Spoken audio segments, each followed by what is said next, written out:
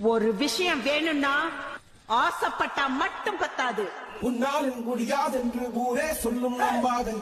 ஆட்டம் பிடிக்க தெரியணும். பரிதாபம் காட்டும் எந்த வர்க்கத்தோடும் கிடையாது. நீ பிடிக்கிற அடக்குறதா அது எவ்வளவு உனக்கு பிடிக்கும்னு மத்தவங்களுக்கு தெரியும். நாளை என்றும் நம் கையில் இல்லை, நாம் யாவும் தேவன் கை பொம்மை.